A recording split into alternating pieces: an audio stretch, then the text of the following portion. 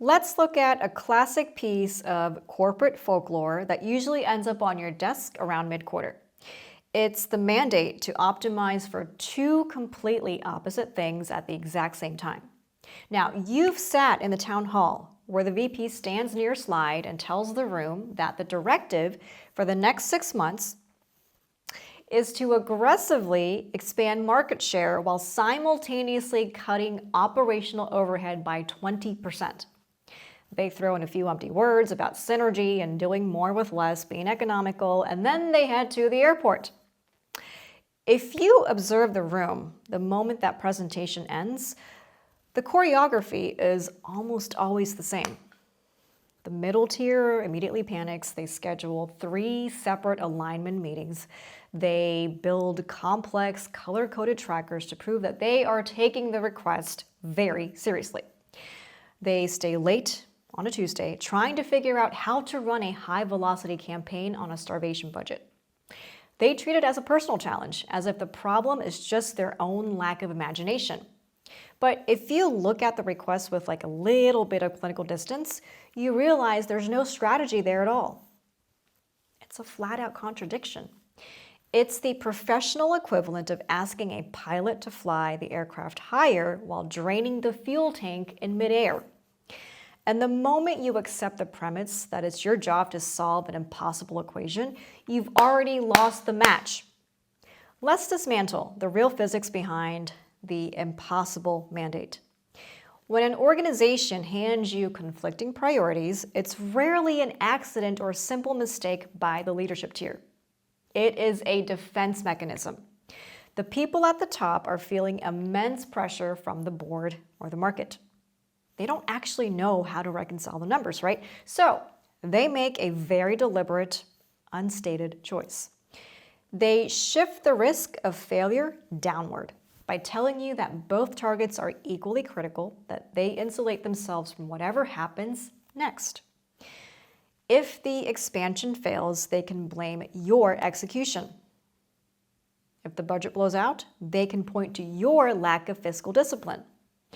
It's an incredibly efficient way to manage up by creating a permanent state of anxiety for the people doing the actual lifting.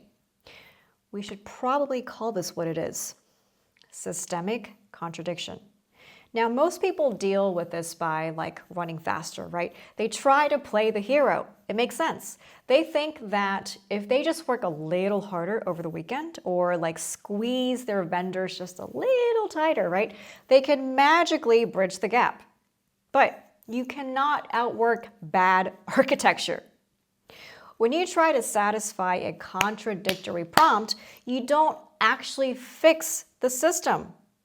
You just mask the incompetence of the design at the expense of your own cognitive reserve. High agency players don't try to solve impossible equations. They force the system to reconcile its own math, bad math, and they do it by standing completely still. Think about a practical everyday scenario, okay? Your managing director sends you an urgent note saying a critical client report needs to be fully revised by tomorrow morning. 10 minutes later, the compliance director pings you, reminding you that your entire team needs to complete a mandatory 6-hour governance training by the same deadline, or the division faces an audit flag. Both flags are marked as a non-negotiable. The amateur tries to do both. They skim the training, botch the report, end up delivering mediocrity across the board. The sovereign move is entirely different. You put both directives into the exact same email thread, CC both stakeholders, and frame the calculation plainly.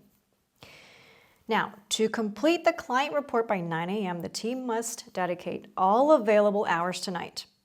Meeting the governance training will delay until Wednesday afternoon. Please advise us on the sequence. Now, notice what happens to the energy in the room the moment you send that note. You haven't complained, right? You have not used any emotional language about being overwhelmed or under-resourced. You have simply laid the two mismatched gears on the table and refused to turn the crank until they mesh. By forcing them to choose which metric takes precedence, you are shifting the risk back to the floor where it belongs. Suddenly, it isn't your performance on the line. It's their strategic discernment. This requires a very specific kind of nerve. The enterprise relies on your desire to please. It counts on your quiet fear of looking uncooperative or incapable.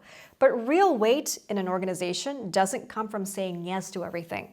It comes from being the only person in the room with the clarity to point out that their emperor isn't wearing any clothes. Now, when you refuse to absorb the structural chaos of the tier above you, something fascinating occurs. The room slows down. The manufactured urgency evaporates, right? Because everyone realizes you're not going to play the same panic game. You become the anchor point for the operation simply because you refuse to let their bad math dictate your equilibrium. So let's leave it here for today. The next time the apparatus hands you two paths that move in opposite directions, do not start running.